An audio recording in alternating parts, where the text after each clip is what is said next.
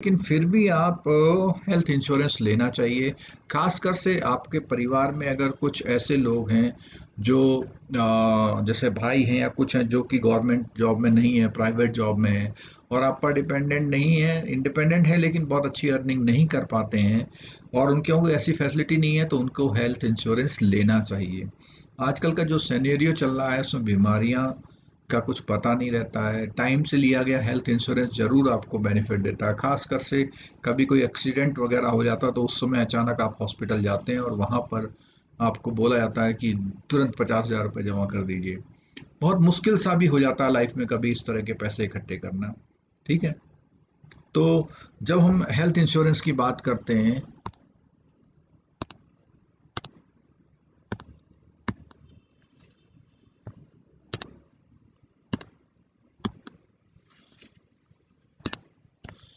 The term health insurance relates to a type of insurance that essentially covers medical expenses। तो ये क्या है, आप बुक में आप देख लीजिए कि मेडिकल एक्सपेंसेस को कवर करना।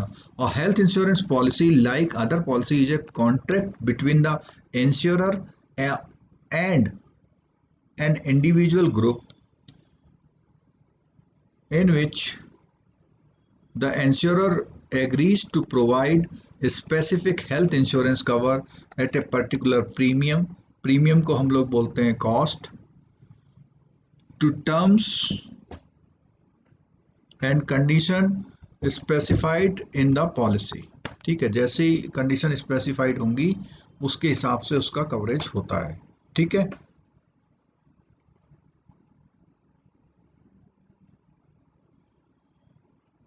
ये आप स्क्रीन पर देख सकते हैं कि इस समय जियो फाइबर 5G कनेक्टेड है और हमारी वीडियो थोड़ी थोड़ी बफर हो रही है, क्योंकि हो सकता है लोग आईपीएल देख रहे हो या कुछ भी देख रहे हो। लेकिन जियो जिस चीज का पैसा ले रहा है हमसे पर मंथ, 5-5 हज़ार रुपए का बिल आ रहा है, वो पैसा क्यों ले रहा है? उसको इंश्योर करना चाहिए कि आपको इतनी बैंडविड्थ मिलेगी। अभी हम ये सोच रहे थे कि हम ऐसा करते हैं कि हम बीएसएनएल की लीज लाइन ले लेती हैं, कम से कम वो इस तरह की चोरी तो नहीं करेगा। ये फर्क होता है प्राइवेटाइजेशन और नेशनलाइजेशन कंपनी के परफॉर्मेंस में। थोड़ी बहुत 19-20 फर्क होती है, लेकिन इस तरह की चोरी नहीं करेगा वो। आप भी सब लोग बैठे हुए हैं, मैं भी यहाँ बैठा हुआ हूँ, 5G में भी हम प्रॉब्लम महसूस कर रहे हैं।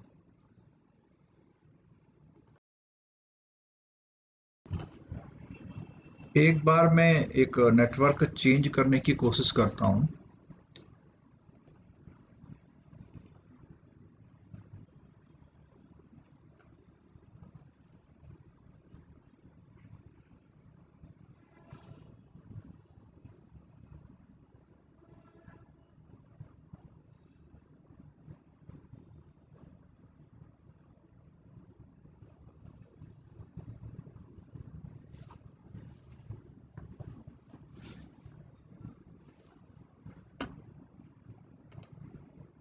चलिए कुछ देर इससे चला के देखते हैं।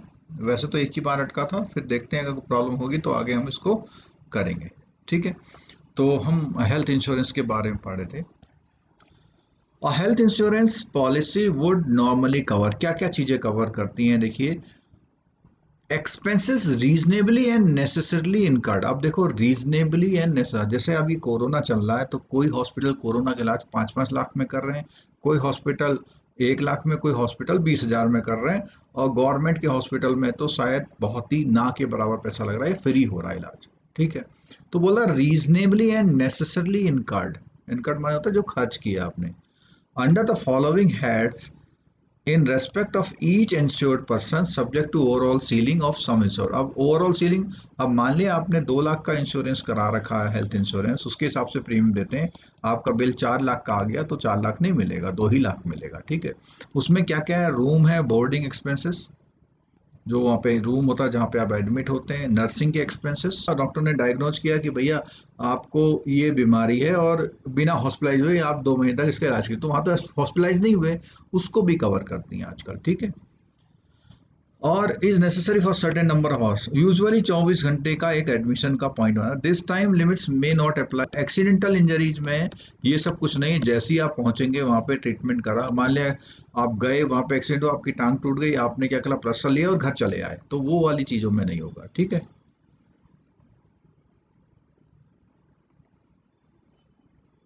ये जो है वोडा और आइडिया भी गया।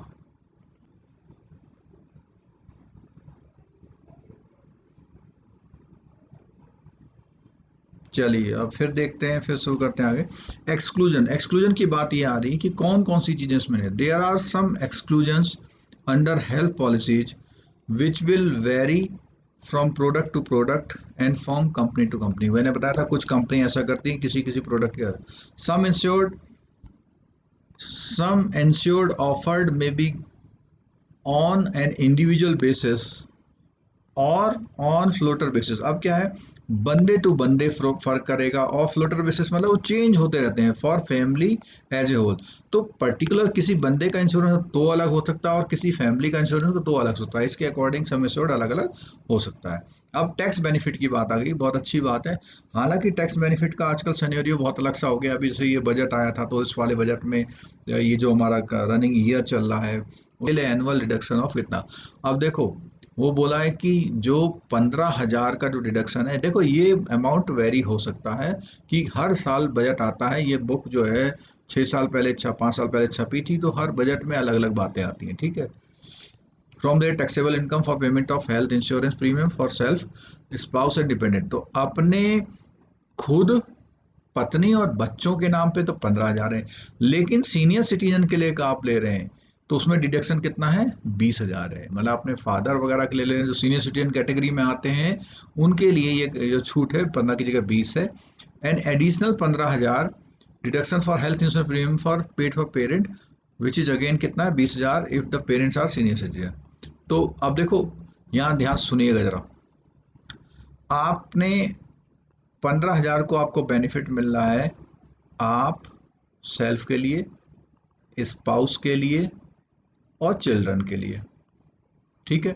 अब इसमें क्या है, देखो सेल्फ स्पाउस में से अगर कोई भी बंदा सीनियर सिटीजन है तो वो 15 की जगह 20,000 हो जाएगा, ठीक है। अच्छा, अब इसके अलावा प्लस 15,000 का और मिल सकता है अगर आपने एक पेरेंट के लिए पॉलिसी ले ली। और पेरेंट ऐसा भी हो सकता है पेरेंट आपके 40 ही साल के हो, क्योंकि इसमें पेरेंट शामिल नहीं है। पेरेंट के लिए अगर आप ले रहे हैं तो सोशल सिक्योरिटी की जहां बात आ रही है तो वहां पे गवर्नमेंट ने एक एडिशनल बेनिफिट दिया है कि आपने पेरेंट की पॉलिसी ले रखी है तो 15,000 की अलग एडिशन मिल जाएगा। लेकिन अगर वही कौन है, वही सीनियर सिटीजन है, तो फिर वो 20,000 हो जाएगा। तो यानी आप 40,000 तक का भी बेनिफिट इससे ले सकते हैं। ट्रैवल इंश्योरेंस बहुत इंपॉर्टेंट है। तो आप अब अगर अमेरिका जा रहे हैं, वीजा ले रहे हैं, वीजा लेने के बाद अमेरिका जा रहे हैं, तो बिना ट्रैवल इंश्योरेंस के जा ही नहीं सकते, क्योंकि वहां जाके आपके साथ कोई मिसहैप हो जाती है तो उस कंडीशन में वहां की गवर्नमेंट आपका खर्चा उठाने से बच जाएगी अगर आपने इंश्योरेंस किया हुआ। तो ये कंपलसरी है। तो insurance protection while on travel. Travel insurance may be called by different names by insurance company. It is important for the person to check and understand whether the policy covers domestic travel और overseas travel, जैसा मैंने अभी example किया, और both. तो अगर आप मान लिया यहाँ से सिर्फ 7 दिनों का टूर बना लिया लेह लद्दाख का आपने, तो वो इंश्योरेंस होगा, डोमेस्टिक हो गया। आपने सिर्फ यूएसए जा रहे हैं वहां का लिया तो वो हो गया ओवरसीज। लेकिन आपने यहाँ से आप ऑस्ट्रेलिया जा रहे हैं तो यहाँ से पहले आप मुंबई गए, मुंबई से ऑस्ट्रेलिया गए, तो यहाँ से मुंबई का वो डोमेस्टिक हो गया और वो ओवरसीज हो गया, तो बोथ हो गया, ठीक है। Travel insurance insurance protect self और family against travel related accidents, unexpected medical expenditure during travel, losses such as baggage loss. और उसमें क्या है, उसके अलावा कि आपका जो है मेडिकल, अनएक्सपेक्टेड मेडिकल एक्सपेंडिचर हो गया ड्यूरिंग ट्रेवल, कोई एक्सीडेंट हो गया और आपके जो सामान आपने दिया हुआ उसको कवर हो रहा है, ठीक है। अगला है मोटर। मोटर इंश्योरेंस में से आपका एक क्वेश्चन पक्का है, इसको सुन लीजिएगा अगले बातों में। मोटर इंश्योरेंस में एक क्वेश्चन पक्का है, इसको सुन लीजिएगा। क्या है इसमें, पहली बात तो बोलता है इसमें दो तरह की पॉलिसी होती है, एक तो डैमेज वाली पॉलिसी होती है, हिज और हर व्हीकल, और थर्ड पार्टी लाइबिलिटी डिटरमाइन दूसरी होती है थर्ड पार्टी की, pays for any third party liability determine as per the law against the owner of the vehicle. Third party insurance is a statutory requirement. हमेशा ध्यान रखना, जो कभी आपको पता होगा कि आप जब नई गाड़ी लेते हैं तो उसमें क्या होता है, थर्ड पार्टी इंश्योरेंस होता है, टीपीआई होता है, प्लस क्या होता है, डैमेज होती है आपकी गाड़ी की डैमेज, व्हीकल की डैमेज, ठीक है। तो नई गाड़ी में तो आप ये लेते हैं, लेकिन जब आपके पास कोई पुराना स्कूटर हो 15 साल पुराना, तो उसमें आप सिर्फ क्या लेते हैं, टीपीआई लेते हैं। क्या लेते हैं, सिर्फ टीपीआई, थर्ड पार्टी इंश्योरेंस लेते हैं, ठीक है। और थर्ड पार्टी दोनों में है, इसीलिए इसको स्टेटरी रिक्वायरमेंट बोला गया, आपको मस्ट है कराना, ठीक है।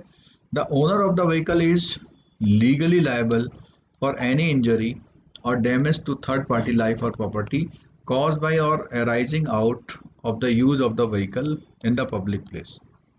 Driving A motor vehicle without insurance in a public place is a punishable offence. और क्या है, मोटर व्हीकल एक्ट में इसको कंपलसरी किया गया है, इसीलिए आपको इंश्योरेंस किए बिना गाड़ी चला नहीं सकते।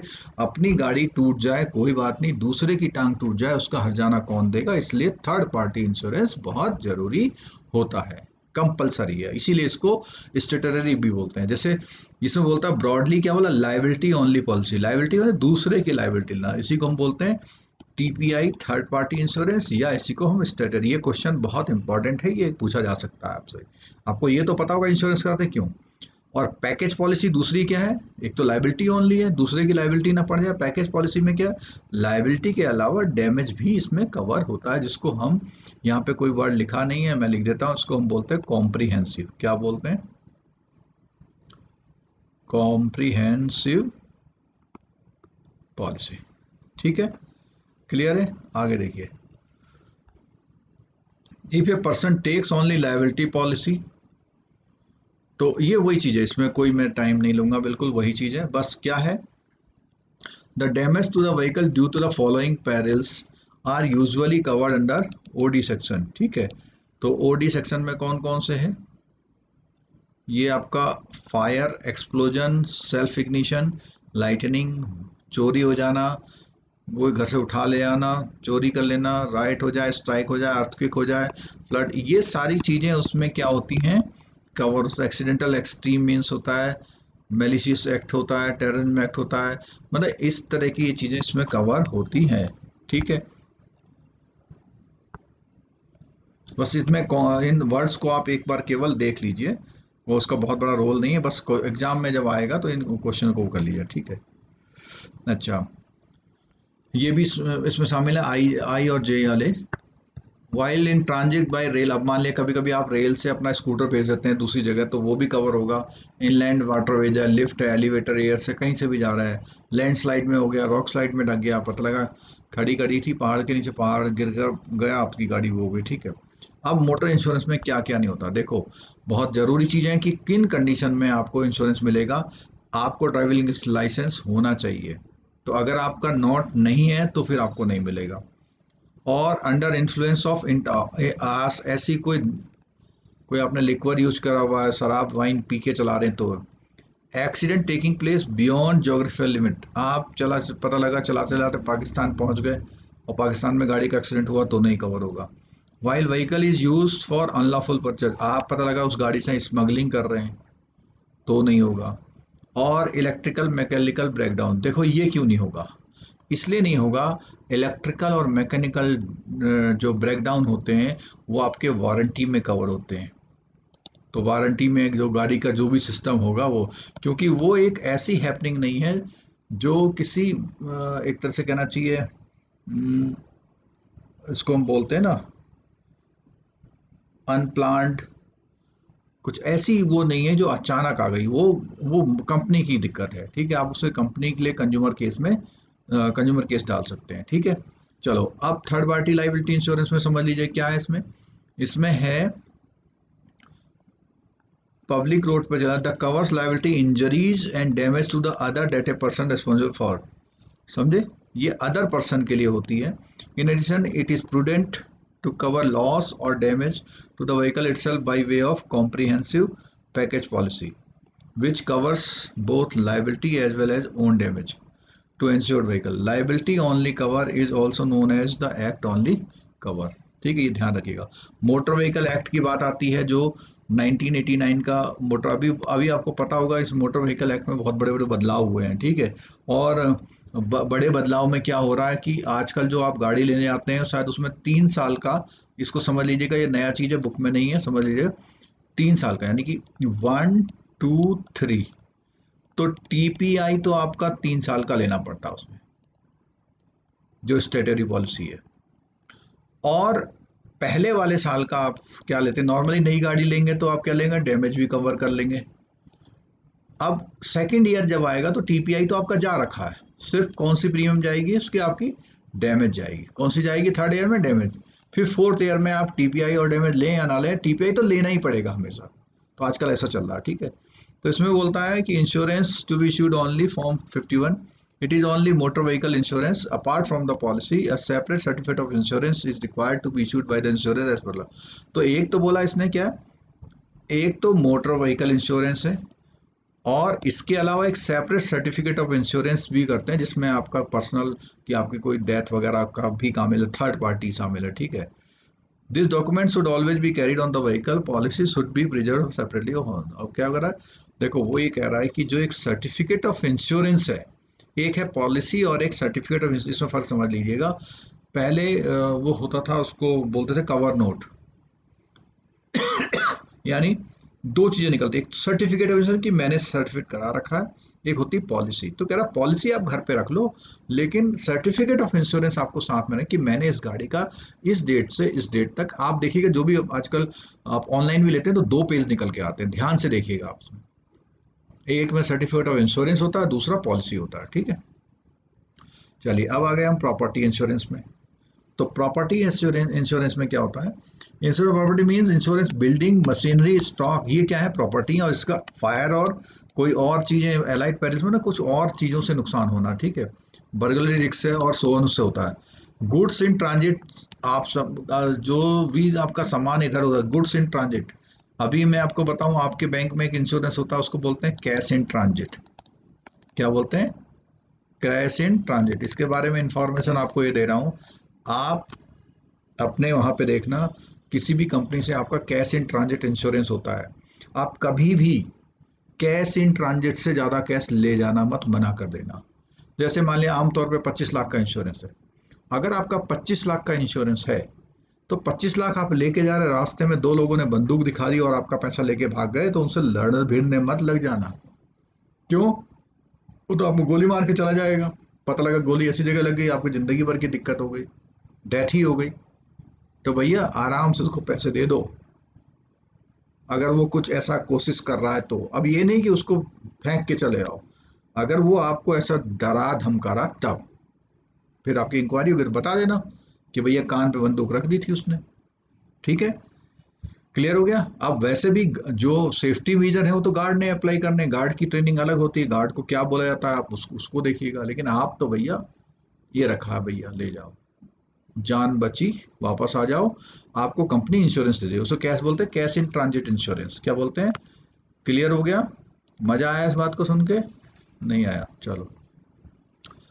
Can be insured under the marine cargo insurance. अब वो बोला ये जो भी कार्गो इंश्योरेंस का मतलब होता है जैसे वो लॉरी वगैरह में करते हैं ना, ट्रांसपोर्ट कंपनियां जो वो करती हैं कार्गो इंश्योरेंस, ठीक है। अब hulls of ships and boats can be insured under marine hulls insurance. अब वो कहता है कि जो ये जहाजी बेड़े होते हैं, बोट्स होती हैं, स्टीमर्स होते हैं, वो सब जो है इसमें मैरीन हल इंश्योरेंस में कवर होते हैं। अब जैसे ये वर्ड है, ये वर्ड अगर आपको वहां आ जाएगा तो आप सोचोगे पता नहीं क्या चीज है, ठीक है। Further there are specialised policies available और एनी एविएशन इंश्योरेंस पॉलिसी, ठीक है, एविएशन इंश्योरेंस पॉलिसी। एविएशन का मतलब क्या हुआ, जो हवाई जहाज वाले, ठीक है, for insurance of planes and the helicopter. तो जैसे मेरीन वाले इंश्योरेंस है, ऐसे इनके भी अलग इंश्योरेंस होते हैं। Thus property insurance is a very vast category of general insurance, और जनरल इंश्योरेंस में आता है। And the type of the cover that a person needs depends upon the type of property a person is seeking to cover, ठीक हो गया। There are package of umbrella covers. अब umbrella covers मैंने क्या कि बहुत सारे कवर्स एक ही जगह जहाँ अवेलेबल होते हैं, which gives under a single document a combination of covers। एक ही डॉक्यूमेंट में कई सारे कवर को अम्ब्रेला डॉक्यूमेंट कवर करते हैं, ये भी ध्यान रखिए, अच्छा वर्ड है। For instance, there are covers such as household policy, shopkeeper policy, office package policy, etc. Under one policy, एक पॉलिसी में आपको सब कुछ दे रहा है, हाउस होल्ड भी दे रहा है, शॉपकीपर भी दे रहा है, ऑफिस पैकेज भी दे रहा है। Seeks to cover various physical asset including building contents, और जो भी वहां पर है सबको कवर कर रहा है। Such policy apart from the seeking the cover property में also include certain personal lines and liability. अब पर्सनल लाइव्स होना चाहिए, पर्सनल लाइन्स नहीं होगा, पर्सनल लाइव्स और लाइबिलिटी कवर्स, तो आपकी और चीज़ों को भी कवर वो करते हैं। ठीक है, चलिए अब आते हैं फायर इंश्योरेंस। आप लोग कुछ भी बच्चे ये बता दीजिए कि आपके बैंक में किसका कितना इन ट्रांजिट कैश इंश्योरेंस है। हाँ जी, आंसर दीजिए, आपके बैंक में कितना इन ट्रांजिट इंश्योरेंस है, कितने लोग जो हैं कैश ले जाना लाना करते हैं। गुड, आंसर आया 60 लाख 29। बिल्कुल, बहुत बढ़िया बात है। इतना आप बता रहे हैं तो आप समझ रहे हैं कि ये चीज़ होती है बैंकों में। ठीक है, उसकी पॉलिसी भी देखना, उसका रिन्यूअल भी देखा। और इसी से रिलेटेड मैं एक चीज़ और बता दूं आपको, एक एक वर्ड और होता है, कैश रिटेंशन लिमिट। क्या होता है वर्ड?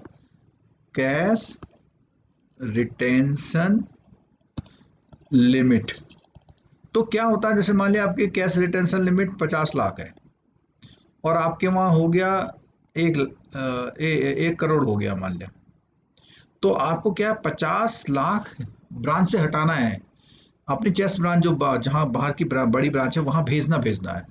आज खासकर से ये रूरल ब्रांचों में होता है जो मैं बता रहा हूँ, बड़ी ब्रांचों में तो चेस्ट होती है। ठीक है, चेस्ट में लिमिट नहीं होती। ठीक है, तो अब 50 लाख आपको पहुंचाना है और आपकी जो इन ट्रांजिट इंश्योरेंस कितना है, 20 लाख है, तो आपको 3 चक्कर लगाने पड़ेंगे वहां पे।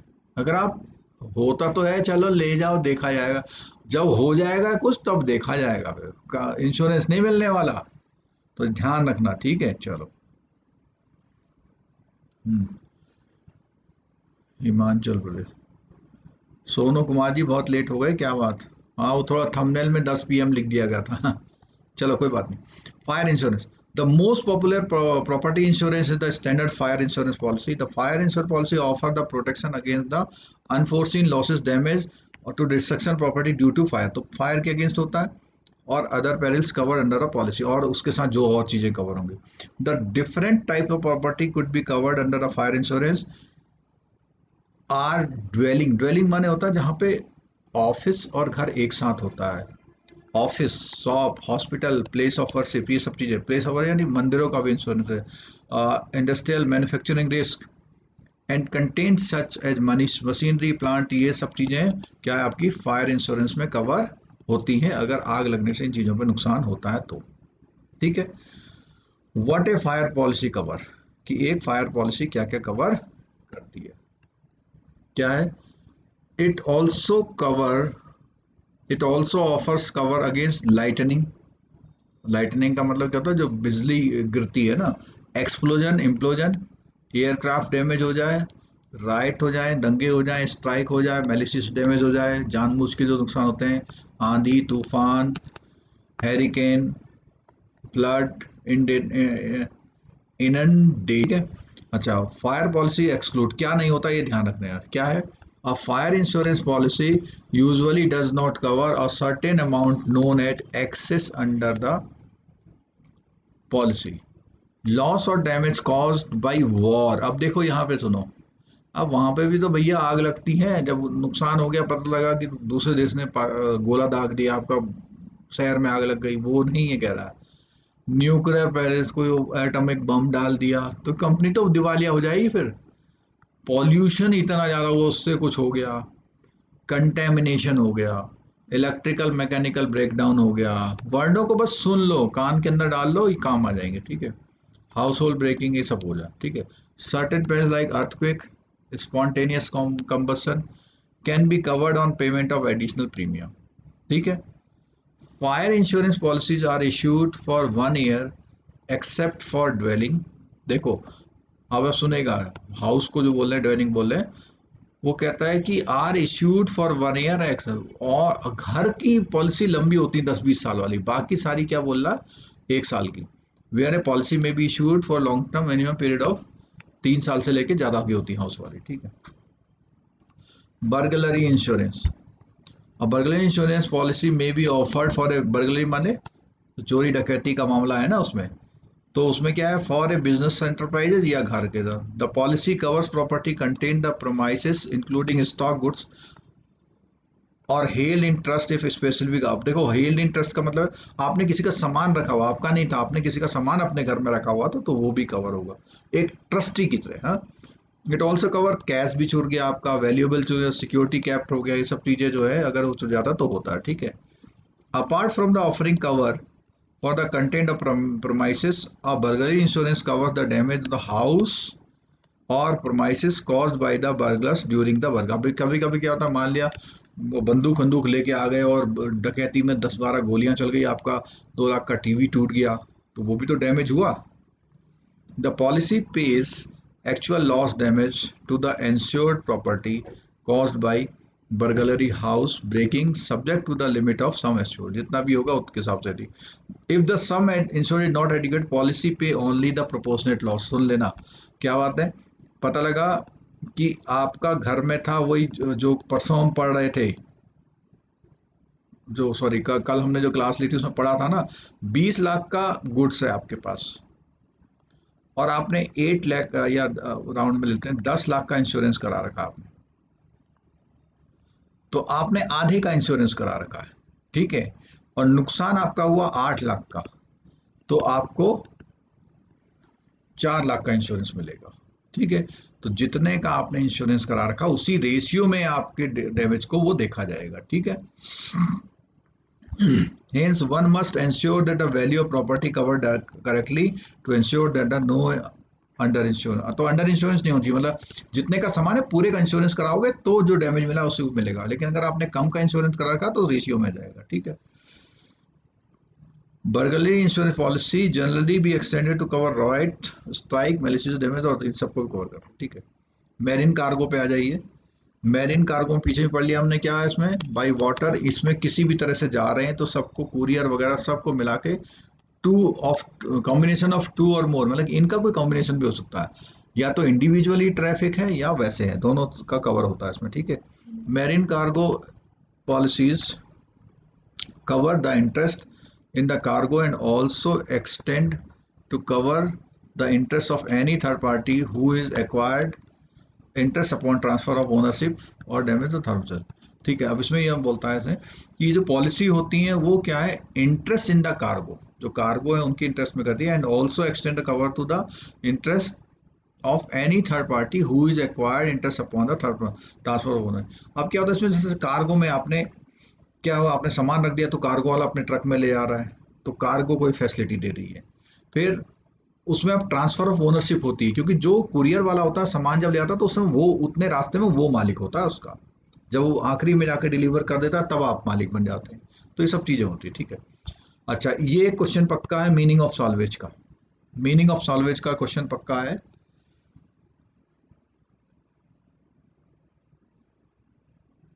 रविंदर राणा जी आज ऑनलाइन आए हैं और CIB कंप्लीट कर लिया उन्होंने, नया टेक्नोलॉजी में कह रहे हैं कि वीडियो देख रहे हैं। Good, good evening Ravinder ji, good evening, thank you very much. चलो, मीनिंग ऑफ सॉल्वेज। अब सॉल्वेज की जब बात आती है तो सॉल्वेज का मतलब होता है, आपने देखा होगा जब भी आपकी गाड़ी डैमेज होती है, पता लगा आपका कोई लाइट डैमेज हो गया और उसकी जो है 4000 कॉस्ट है, तो उसमें क्या होगा, 4000 कॉस्ट को वो कंपनी आपको 4000 में जितना भी देना देगी, लेकिन आपकी वो लाइट अपने पास रख लेगी। क्यों, वो सारा जो इकट्ठा करती है कंपनी, उसको कूड़े के भाव बेचती है, कुछ भी करती है, कोई कबाड़ी ले आता है तो उसकी कुछ कॉस्ट होती है, तो उसको बोलते हैं साल्वेज बोलते हैं, ठीक है। In case of claims under various types of insurance policy, the partly damage goods, मैंने बताया ना पार्टली डैमेज, और a wreck of a car, any machinery, any property settle total loss. अब देखो सुनो, अब आपकी गाड़ी बहुत जबरदस्त टक्कर हो गई, पता लगा आपकी 10 लाख की गाड़ी थी, जबरदस्त टक्कर हो गई, और अब उसको रिपेयर कराने में 8-9 लाख फिर लग सकते हैं, तो उसको टोटल डैमेज बोल देते हैं। मतलब बहुत ज्यादा पैसा उसको रिपेयर कराने में, या उसका इंजन बिल्कुल क्रश हो गया, वो बात आएगी नहीं गाड़ी में, तो उसमें टोटल डैमेज बोलते हैं।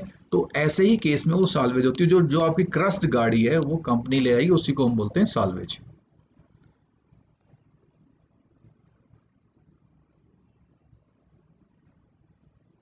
ठीक है, तो इस कंडीशन में क्या बोलता है, after settling the claim for the full amount the salvage becomes the property of the insurance. वही बात मैंने आपको समझा दी पूरी। Generally the job of the salvage disposal is entrusted bye the insurance company. अब वो कंपनी, क्योंकि उसने आपको क्लेम दे दिया, अब वो जाने वो क्या करेगी उसका, ठीक है, to the surveyor who carried out the loss assessment subject to the observance of procedure of salvage. अब उनके वहाँ क्या है, उनके वहाँ क्या प्रोसीजर होता है वो अपना देखें, उसकी वो सॉल्वेज को क्या है, कैसे बेचते हैं, कैसे उससे पैसा वसूलते हैं, उनकी है। The amount realise through the salvage disposal will be set off by the insurance against the loss paid by the them. यानी वो जो उसको, मान लिया उसको इंश्योरेंस 10 लाख की गाड़ी थी और कंपनी ने आपका 10 लाख का इंश्योरेंस कर दिया, अब उसमें पता लगा कि 6 लाख का वो जो पार्ट्स थे वो बिक गए, तो कंपनी ने तो पहले आपको 10 लाख दे दिया, 6 लाख के का, तो कंपनी को थोड़ा सा लॉस कम हो जाता है उससे, ठीक है। अच्छा, अब बहुत इंपॉर्टेंट आ गया ग्रुप इंश्योरेंस। तो आप लोग बहुत जानते भी हैं ग्रुप इंश्योरेंस क्या होता है, जिसमें बहुत सारे लोग हैं, जैसे स्कूल स्कूल के बच्चे हैं, आपके स्टाफ हैं, जहाँ पे 5 से ज़्यादा लोग हैं, तो उन्होंने आपने सबके लिए एक सिंगल पॉलिसी ले ली। अब सिंगल पॉलिसी फ़ायदा क्या होता है, बेसिक इन्फॉर्मेशन के साथ एक पॉलिसी इशू जाती है और एक मास्टर पॉलिसी इशू होती है, बाकी सबको सर्टिफिकेट इशू होता है, ठीक है। तो इसमें क्या है, group insurance is a plan insured which provide life cover a number of person under a single policy called the master policy, a cover to the group at a low cost। उसमें क्योंकि खर्चा कम आता है ना, आपने सुना होगा आपके वहाँ जो बैंक अकाउंट होते हैं, बैंक अकाउंट में जब आप इंश्योरेंस कराते हैं तो उसमें आपने देखा होगा कि पता लगा कि आप 118 ले रहे हैं और उसका 5 लाख का इंश्योरेंस कर रहे हैं, तो कैसे पॉसिबल है, क्योंकि आप जो 118 ले रहे हैं वो आपके वो पता लगा 2000 कस्टमर का भेज रहे हैं, तो कंपनी को 2000 इंटू 2000 इंटू 118 मिल रहा है, एक लंबा बिजनेस मिल रहा है, और बहुत सिंपल डॉक्यूमेंटेशन से, मैन पावर कम लग रही है, एजेंट को कमीशन नहीं देना पड़ा, ना के बराबर देना पड़ा है, थोड़ा बहुत देना पड़ा, तो उस पॉलिसी से भी ऐसा कर लेते हैं, ठीक है। ऑन अकाउंट ऑफ सेविंग और उसके क्या एडमिनिस्ट्रेटिव चार्जेस क्या होते हैं, उसमें एक्सपेंसेस कम होते हैं, ठीक है। चलो आगे देखते हैं। और मेडिकल एग्जामिनेशन भी कम कराना पड़ता है, ठीक है। One important feature is with regard to selection, the underwriting of the lives, individual lives are not assessed। अब उसमें क्या बोल रहा है कि इसमें इंपॉर्टेंट फीचर क्या होता है ग्रुप में, उसमें बोल रहा है कि जो अंडर राइटिंग होती है, मैंने बताया था अंडर राइटर कौन होते हैं, जो आपकी लाइफ को एसेस करके आपकी प्रीमियम तय करते हैं, उनको अंडर राइटर बोलते हैं, ठीक है। तो वो सारी चीजें हैं, वो इंडिविजुअल लाइफ को एसेस नहीं करते, मतलब हर एक की वो नहीं देख रहे हैं उसको। आपने देखा होगा कि ग्रुप इंश्योरेंस का फॉर्म होता है, उसमें क्या होता है, कुछ डिक्लेरेशन ही नहीं होता, 2-4 बातें, नाम पता लिखा और नंबर लिखा और पैसे काटे, हो गया काम। The selection of the group selection is aim to the forming a group which will show the average rate of. अब उसमें क्या होगा भाई, देखो क्या होगा, कंपनी कंपनी ने इंश्योरेंस किया, उसमें एक 20 साल का भी एम्प्लॉय है, एक 60 साल का भी एम्प्लॉय है, एवरेज है सब लेकर। तो मोर्टेलिटी मान लिया कंपनी ने 20 लोगों का इंश्योरेंस किया हुआ, तो सभी 20 के मरने के चांस नहीं होंगे, उनकी डेथ होने के चांस नहीं होंगे। मान लिया 5 के हैं, बाकी के सर्वाइवल के, तो इस तरह से कॉस्टिंग आती है, ठीक है। चलिए अब आता है इंश्योरेंस इंटरमीडियरीज। इंटरमीडियरीज वो होते हैं जो किसी भी बिजनेस को करने के लिए रोल प्ले करते हैं। तो इंश्योरेंस के इंटरमीडियरीज की बात करें, तो अगर ऑर्गेनाइजेशन की बात करते हैं तो सबसे पहले इसमें ऑर्गेनाइजेशन आता है हमारा IRDAI। IRDAI इसका नाम हो गया, IRDAI हो गया, ठीक है, ध्यान रखना। और आते हैं इंश्योरेंस एजेंट, ठीक है, चाहे वो इंडिविजुअल हो चाहे वो कॉर्पोरेट हो। Insurance industry serves as a bridge between the consumer, अब consumer seeking to buy the insurance policy and insurance company. ये जो इंटरमीडियरी होते हैं वो कंज्यूमर, एक तो है कंज्यूमर, कंज्यूमर है, और एक है कंपनी। कौन सी कंपनी, इंश्योरेंस। इन दोनों के बीच में ब्रिज, अब इन दोनों के बीच में एक तो मैंने बता दिया एजेंट है, और IRDAI जो उनको रेगुलेट करती है, तो ये मिला करके इनके एक तरह से इंटरमीडियरीज है, ठीक है। ये एक्ट के बता दिया इसमें। Insurance regulatory and development authority, licensing of corporate agent. तो कॉर्पोरेट एजेंट भी शुरू हो गए थे, तो उनको लाइसेंस देने के लिए दो एक रेगुलेशंस आई थी 2002 में, वो करती है, ठीक है। और वैसे जो एडा का जो एक्ट है वो किसके लिए, एजेंट के लिए। तो उन्होंने रेगुलेशन लाए 2000 में, क्योंकि जब एक्ट लागू हो गया था, 99 में एक्ट बना था और 2000 में ये एक्ट लागू हो गया था, तो उसमें एजेंट के बाद, लेकिन कॉर्पोरेट एजेंट जो आए वो 2002 में कवर। इंपॉर्टेंट बात है, नोट कर लीजिएगा, ठीक है। चलो आगे। An agent is a person who is licensed by the authority to solicit and procure insurance business, including the business relating to continuance, renewal और revival of the policy। अब देखो क्या है, ये कंटिन्यू होता रहे, रिन्यू होता रहे और रिवाइव होता रहे। किनका, पॉलिसी का। भाई आपने एक बार ले लिया, पता लगा आपने 2 करोड़ लोगों का इंश्योरेंस कर दिया, उनको बोला हर साल रिन्यूअल करेंगे, अगले महीने आपने अगले साल अपने दफ्तर बंद करके चल दिया आप, तो ये इंश्योर करती है। An agent could be an individual agent और कॉर्पोरेट, दोनों हो सकते हैं। और इसमें जो है इंपॉर्टेंट पॉइंट क्या है, while an agent represent only one insurance company, one general, one life, और both if he a composite agent। अब देखो सुन लो, ये बहुत इंपॉर्टेंट पॉइंट है। Apart from a health insurance company, तो वो कह रहे हैं कि एक बंदा एक ही कंपनी का जनरल इंश्योरेंस ले सकता है, एक ही कंपनी का लाइफ ले सकता है, एक ही कंपनी के दोनों ले सकता है, और इसके साथ एक हेल्थ इंश्योरेंस का एजेंट बन सकता है। यानी सेम टाइप की एक्टिविटी के 2 कंपनी नहीं बन सकता। पता लगा वो गया और आपसे कहता है कि अब आईसीआईसी से भी करवा दूंगा, मैं एचडीएफसी से भी करवा दूंगा, नहीं कर सकता, ठीक है।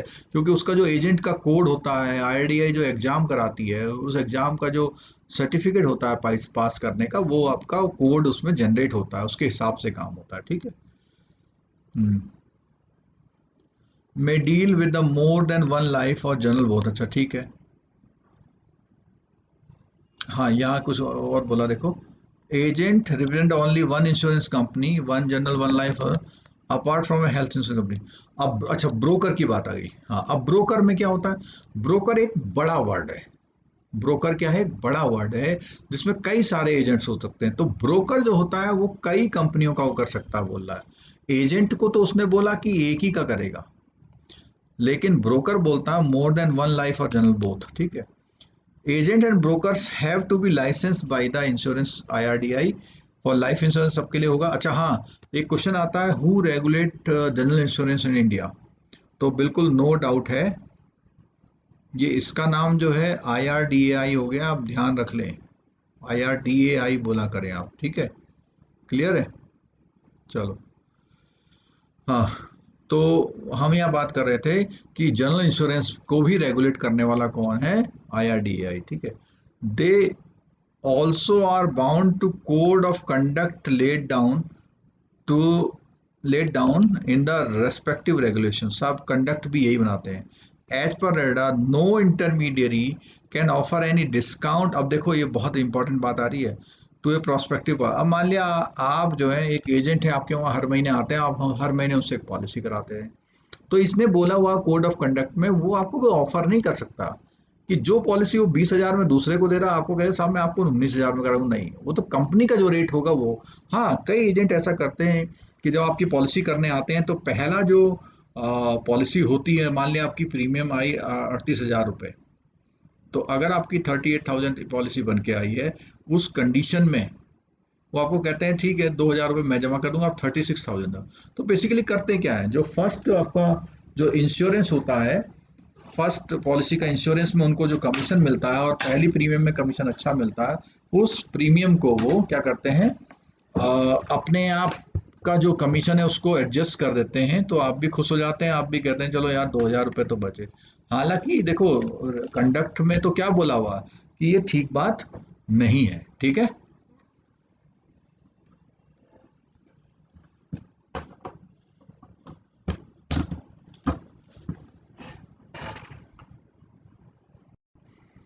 क्लियर हो गई, चलो। अब बोलता है if such inducement is resorted to, बीच बीच में लग रहा आईपीएल में बहुत छक्के लगने लग गए हैं, तो हमारा कनेक्शन थोड़ा सा परेशान कर रहा है, ठीक है। चलिए कोई बात नहीं, बहुत जल्दी हमारा टॉपिक पूरा होने वाला है। तो यहाँ मैं बात कर रहा था कि ये वॉयलेशन माना जाता है सेक्शन 41 में इंश्योरेंस एक्ट। अब इंश्योरेंस एक्ट की बात देखो, आपको पता है आरबीआई एक्ट है 1934 का, इंश्योरेंस एक्ट है 1938 का। तो ये दोनों एक्ट देखो बहुत पुराने चल रहे हैं, यानी अंग्रेजों ने ये इंश्योरेंस का बिजनेस और बैंकिंग बिजनेस को सेटअप कर रखा था यहाँ पे, ठीक है। चलो, अब कंज्यूमर प्रोटेक्शन की बात करें, देखो ये बहुत इंपॉर्टेंट है। ईच ओम्बड्समैन, कर दो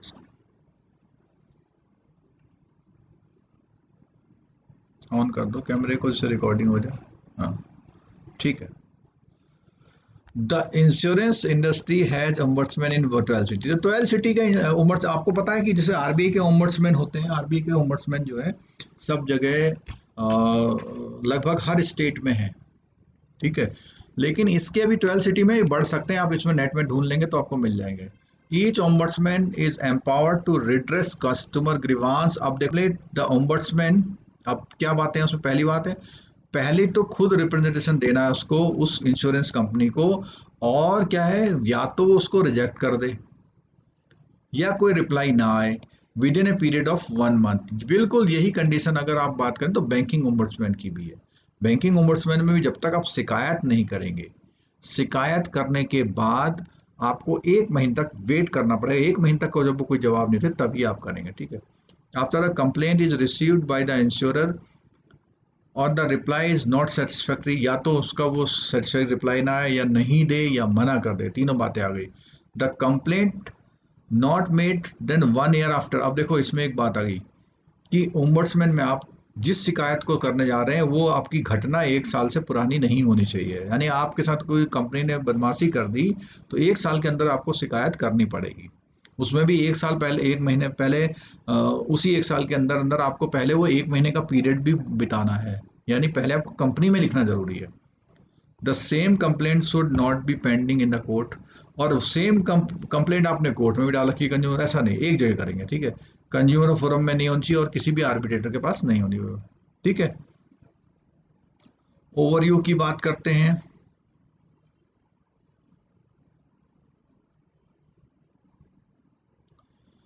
overview, Indian insurance flourishing industry with several national और इंटरनेशनल प्लेयर। मैंने बता दिया था कि बहुत प्राइवेट तो ये 19 में हुआ, पिछले साल हो गया, बिल्कुल आप इसको नोट कर लें। बहुत बढ़िया अंकुर जी, सॉरी लकी जी धन्यवाद, माही कैन जी धन्यवाद।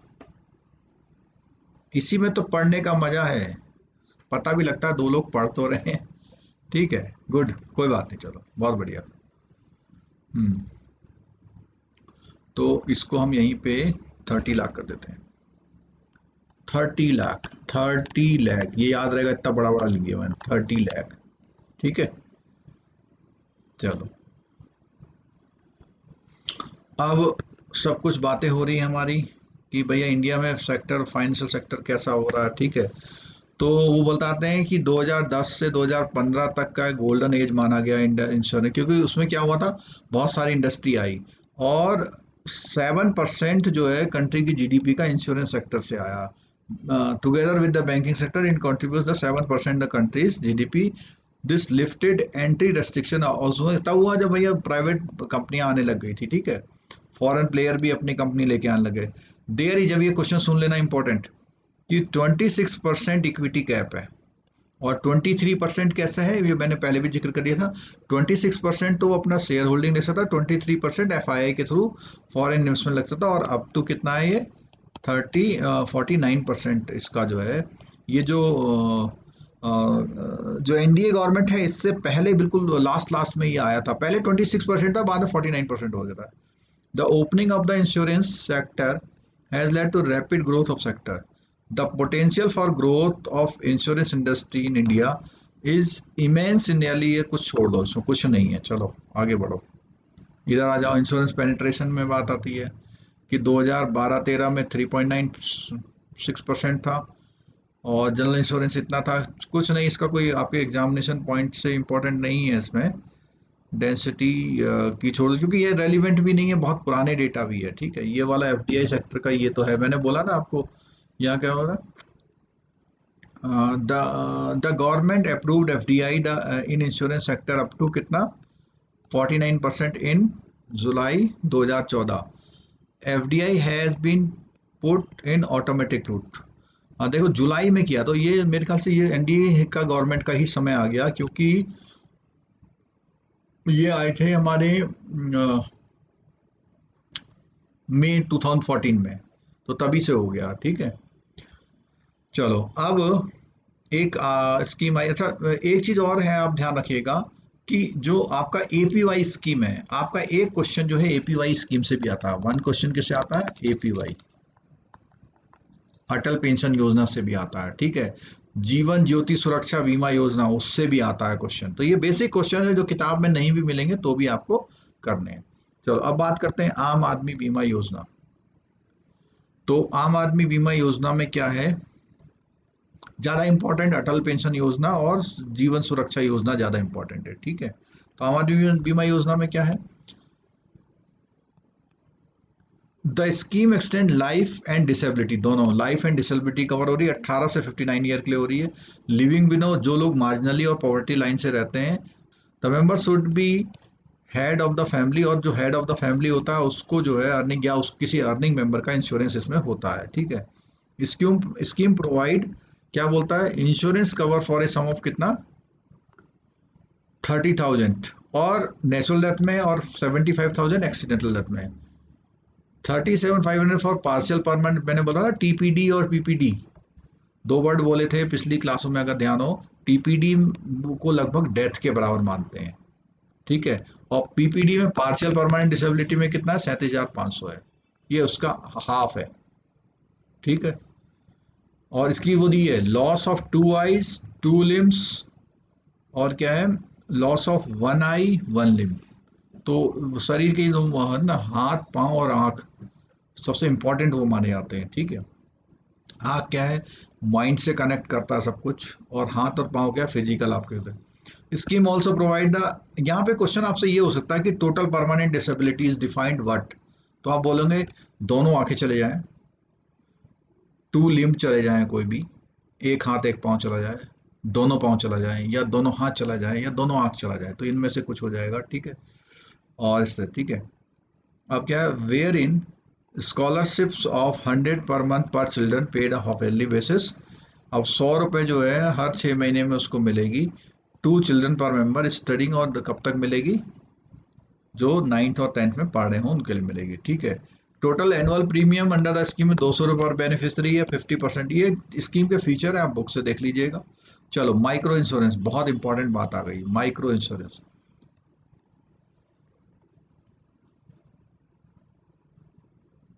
तो माइक्रो इंश्योरेंस की अगर हम बात करेंगे तो इसमें क्या है? One of the main objective the promoting financial inclusion package to the economy. जैसे आप लोग micro account saving bank account खोलते हैं, बेसिक सेव बीएसबीसी खोलते हैं ना बेसिक सेविंग बैंक अकाउंट, तो ऐसे ही क्या है, यहाँ पे माइक्रो इंश्योरेंस की बात होती है, वो भी फाइनेंशियल इंक्लूजन के लिए हो रही है। ठीक है, to those section of society otherwise denied access to financial service by providing banking and credit services, thereby focusing on bridging the rural gap. The banking sector is focusing on the financial inclusion on a priority basis. Vulnerability and various risk factor, fundamental attributes इसमें कुछ नहीं, lack of protective element, not serve objective, promotional इसमें कुछ important नहीं है यहाँ पे।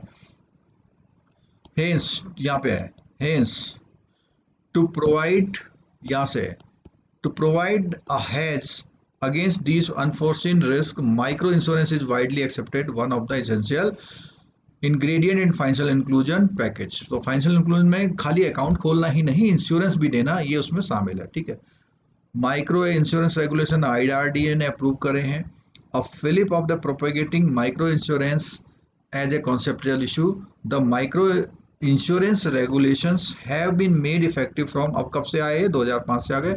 These regulations are addition in obligations for rural and social sector business to be done by all insurance on basis। ठीक है, इतने ये बढ़ गए होंगे माइक्रो इंश्योरेंस, को इसमें बड़ी बात नहीं है। ठीक है, चलिए बहुत इंपॉर्टेंट आ गया अब बैंक एश्योरेंस। तो बैंक एश्योरेंस, जैसे कि इसमें दो नाम है, बैंक एश्योरेंस, यानी कोई भी बैंकिंग कंपनी अपने प्रमाइसेस में अपनी ही कंपनी का इंश्योरेंस, या अपनी ही सब्सिडरी कंपनी का इंश्योरेंस, या किसी और कंपनी के इंश्योरेंस को सेल करती है, उसका बिजनेस करती है, तो उसे बैंक एश्योरेंस कहते हैं। ठीक है, आपको बहुत अच्छी तरह ये कॉन्सेप्ट मालूम होगा। इसके बेसिक उस पे नहीं जा रहे हैं, केवल मैं इंपॉर्टेंट बात करूंगा कि ये क्वेश्चन सबसे इंपॉर्टेंट है, इसको नोट कर लीजिएगा। Section 610 of banking regulation act ने इसको इंश्योरेंस को परमिशन दिया हुआ है, ठीक है। ये ध्यान रखना है, क्योंकि कोई भी जब इस तरह की चीज आती है तो बैंकिंग रेगुलेशन एक्ट के थ्रू ही आप वो बिजनेस कर सकते हैं। आरबीआई ने मॉनेटरी एंड क्रेडिट पॉलिसी 2000 में बोला गया था, ठीक है, 2000 में चालू हो गया था, कुछ नहीं। अच्छा, अब क्या है, इसमें कुछ प्रायर परमिशन भी लेनी है आरबीआई से। कुछ परमिशन किससे लेनी है आपने? आरबीआई से लेनी है। क्या लेनी है? Any schedule commercial bank would be permitted to undertake insurance business as an agent of insurance company, ठीक है। क्या है इसमें?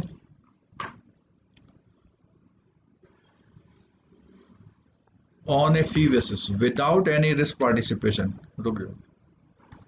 The subsidiaries of bank will also be allowed to undertake distribution of insurance. इसमें क्या है, वो एजेंसी बेसिस पे भी डिस्ट्रीब्यूट कर सकती है और एजेंट की तरह भी काम कर सकती है, ठीक है। Banks that satisfy certain eligibility criteria will be permitted to the joint venture company. और वो सेटअप कर सकती है एक जॉइंट वेंचर कंपनी, जैसे कई कई बैंकों ने, जैसे एसबीआई लाइफ है, ठीक है, ऐसा भी कर सकती है।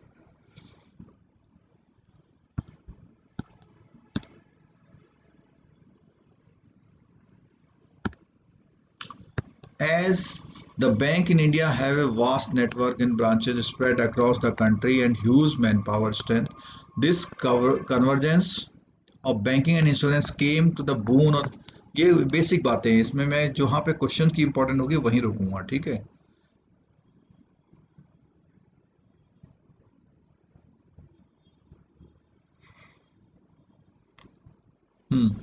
बैंक इंश्योरेंस मॉडल में देख लो, 4 मॉडल्स ऑफ बैंक। अब ये देखो क्वेश्चन है आपका एक, ये जरूर आपका क्वेश्चन पूछा जा सकता है कि बैंक इंश्योरेंस के कौन से 4 मॉडल हैं। इसमें पहला बना है कॉर्पोरेट एजेंसी मॉडल और डिस्ट्रीब्यूशन अलायंस मॉडल। दूसरा है joint venture model, where an insurance company and a bank share equity capital on there. अभी जॉइंट वेंचर कैपिटल में जैसे मान लिया एसबीआई लाइफ मान लो, दोनों के शेयर हैं उसके पास, ठीक है। अच्छा, तीसरा वाला इसमें आ रखा है merger between a bank and insurance, मतलब दोनों कंपनी मर्ज हो गई हैं, ठीक है। एक तो है नई कंपनी खोल ली, एक है दोनों कंपनी मर्ज होके बन गई है। और बिल्ड और बाई ओन इंश्योरेंस ऑपरेशन। तो ये 4 आप ध्यान रखना कि इन 4 मॉडल से बैंकिंग कंपनी बैंक इंश्योरेंस का बिजनेस कर सकती है, ठीक है। और यहाँ बोलता है इंडिया में क्या है, ओनली, क्योंकि इंडिया में कोई भी ऐसा बैंक नहीं जो इंश्योरेंस कंपनी में मर्जर हुआ हो, तो कहता है फर्स्ट 2 मॉडल इंडिया में चलते हैं, ठीक है। जैसे एलआईसी ऑफ इंडिया का कॉर्पोरेशन बैंक और ओरिएंटल बैंक के साथ क्या अलायंस है?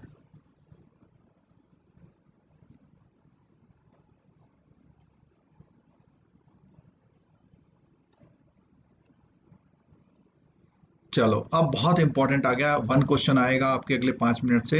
इरडा का बहुत इंपॉर्टेंट क्वेश्चन है, कुछ ना कुछ उसमें पूछ सकता है, ठीक है। इरडा में से तो क्या है, देखो, ड्यूटीज एंड पावर्स में से वो कहेगा विच इज नॉट। तो जिन्होंने हमारी वो लास्ट सेबी वाली क्लास ली थी उसी से मिलता जुलता है पूरा। कुछ इंपॉर्टेंट बातें और आ जाएंगी, वो देख लेंगे क्या है। क्या है, जैसे सबसे पहले क्या है, सर्टिफिकेट ऑफ रजिस्ट्रेशन, कि कोई भी कंपनी ये कर पाए, रिन्यू करेगा, मॉडिफाई करेगा, विड्रॉ करेगा, सस्पेंड करेगा, कैंसिल करेगा, उसका रजिस्ट्रेशन, कंपनी की बात कर रहा है, ठीक है। और आपके पॉलिसी होल्डर का इंटरेस्ट, उसका हित उसमें ध्यान में रखेगा, ठीक है।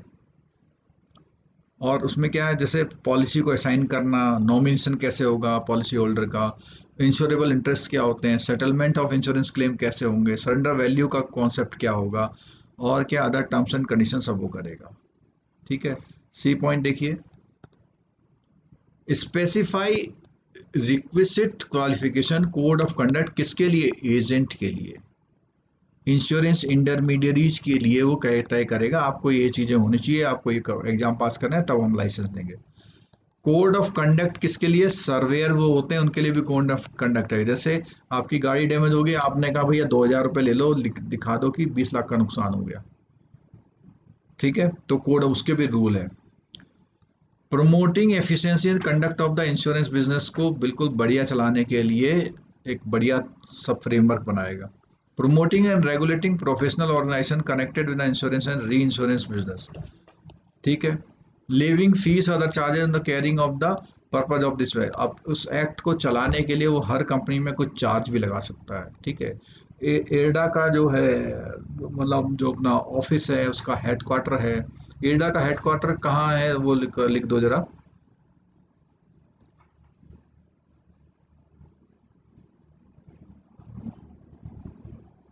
चलो बताना, अभी मैं देखता हूँ कितने लोगों को पता है। Calling for information from, calling for information उस कंपनियों से इंफॉर्मेशन मांग सकता है, इंस्पेक्शन कर सकता है, इंक्वायरी कर सकता है, इन्वेस्टिगेशन कर सकता है। तो ये पावर सारी जो है, जैसी पावर उसको थी, क्या बोलते हैं अपना सेबी को थी, उसी तरह है, ठीक है। चलो, ये बहुत इंपॉर्टेंट पॉइंट आ गई ये वाला। कंट्रोल रेगुलेशन और रेट्स, एडवांटेजेस, टर्म्स, कंडीशन, ये सारी वो कर सकता है by the insurer and inspector of general insurance business, not so controlled and regulated by TSC under section 8। अब देखो उसको सुन दो जरा। Control and regulation of the rates का, एडवांटेजेस का, टर्म्स का, condition that may be offered by the insurance in respect of general insurance business, not so control and regulated by the TSC. अब TSC की बात सुन लीजिए भैया। TSC का मतलब है टैरिफ, टैरिफ एडवाइजरी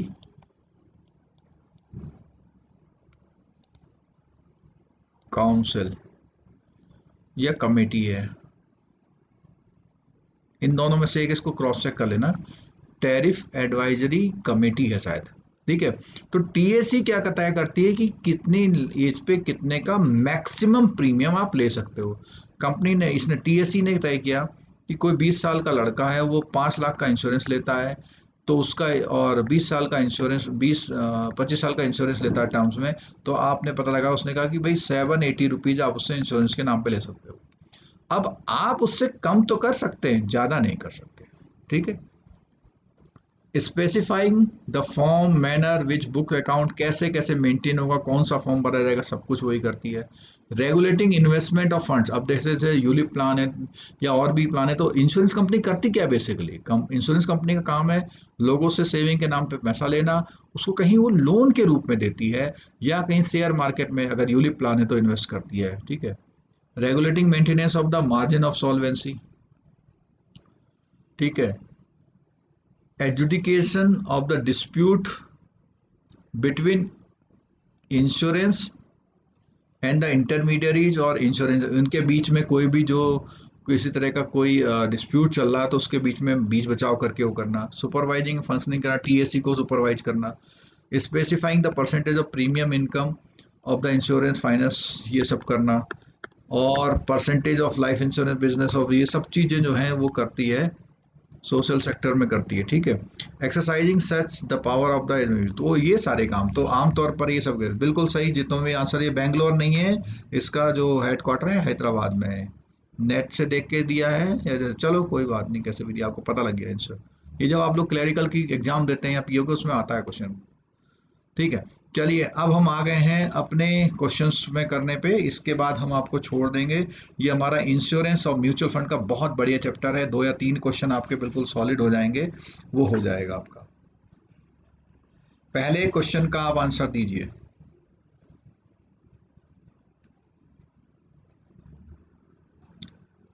आंसर दे रही म्यूचुअल फंड, अच्छा ये म्यूचुअल फंड तो हो गया, वो नहीं करेंगे हम, सॉरी सॉरी। इंश्योरेंस जहां से शुरू हुआ था 10th से, 10th क्वेश्चन से हम लोग शुरुआत करेंगे। The first insurance company was started in India in 18, तो मैंने ये पहले ही बताया था कि लगभग जो है सारे जो ऑफिस शुरू हुए थे वो कोलकाता में शुरू हुए थे, तो 10th का आंसर हमारा हो जाएगा A. Entry level of capital requirement insurance company के लिए है 1 करोड़, 1 करोड़ रुपए से वो कंपनी स्टार्ट हो सकती है, इंश्योरेंस कंपनी जो है 1 करोड़ रुपए से स्टार्ट हो जाती है, ठीक है। As on 30th September 2013 the total number of, ये कोई वैसा रेलिवेंट क्वेश्चन नहीं है, ठीक है, ये बदलता रह सकता है। प्राइमरी लेजिस्लेशन जो है इसमें पहले क्या था, हमने बताया था कि एक तो ये है 38, फिर दूसरा का IRDA का 1900 है, लेकिन ये दोनों ही मिला के रेगुलेट करते हैं, तो कौन सा आ जाएगा आपका, ये वाला आएगा, थर्ड वाला, ठीक है। LIC ऑफ इंडिया एक्ट, वो केवल LIC को वो करता है, ठीक है। चलो आगे, which of the following is not one of the principal governing insurance contract. तो कौन सा है, देखो मैंने पूछा था क्वेश्चन इसमें से आएगा। तो अटमोस्ट गुड फेथ था, इंश्योरेबल इंटरेस्ट था, इंडेमनिटी था, ऑनेस्टी वाला कोई मामला नहीं था। इस ऑनेस्टी को एक तरह से यहां से रिप्लेस किया था उन्होंने, कि आपको बहुत ही गुड फेथ में आपको काम करना है। ठीक है, चलिए ये हमारा टॉपिक शुरू हो गया है, और हो सकता है कि अगले सैटरडे वगैरह से हमारी डेली भी लाइव क्लास हो जाए। अगले फ्राइडे को नाइट में क्लास होगी, उसके बाद सैटरडे में सुबह शाम 2 क्लास होंगी, संडे में सुबह शाम 2 क्लास होंगी। ठीक है, और हमारा जो है उससे ए मॉड्यूल जो है फटाफट पूरा हो जाएगा। ए मॉड्यूल पूरा हो सकता है हमारा, जो 7th और 8th चैप्टर हम लोग पूरा कवर करेंगे। 7th और 8th चैप्टर पूरा कवर करने की कोशिश करेंगे उसमें। ठीक है, और हो सकता है 9th भी हो जाए, देखते हैं। 3 चैप्टर हम कवर करेंगे उसमें, क्रेडिट, या 4 कर लेंगे, 4 हम कवर कर लेंगे, तो ये काफ़ी हमारा चीज़ आगे बढ़ जाएगी। ठीक है, तो फिर मिलते हैं हम लोग फ्राइडे को, और इस टॉपिक को ओके कर लीजिएगा। देखिए पूरी बुक कर रहा है आपको, पूरी बुक करना बहुत ही एक मुश्किल सा काम है इस समय में। तो आपको क्या करना है, जो पढ़ें बढ़िया पढ़ें, ओके पढ़ें, कंप्लीट पढ़ें और याद करें, बस यही एक एक मंत्र है, गुरु मंत्र कह लीजिए, कि जो पढ़ो पूरा पढ़ो और अच्छा पढ़ो। बस आप 20 टॉपिक पढ़ो, लेकिन कंप्लीट अच्छी तरह से पढ़ के जाओ, जिससे उसके क्वेश्चन बिल्कुल भी गलत नहीं हो। ठीक है, चलो आज की क्लास हम यहीं ख़त्म कर रहे हैं, और इसी के साथ गुड नाइट आपको। आप लोग क्लास में आए, थैंक यू। नेक्स्ट वीक में इससे अगला टॉपिक होगा, नेक्स्ट वीक में इससे अगला टॉपिक होगा, और उसको हम पूरा कंप्लीट वो कर लेंगे।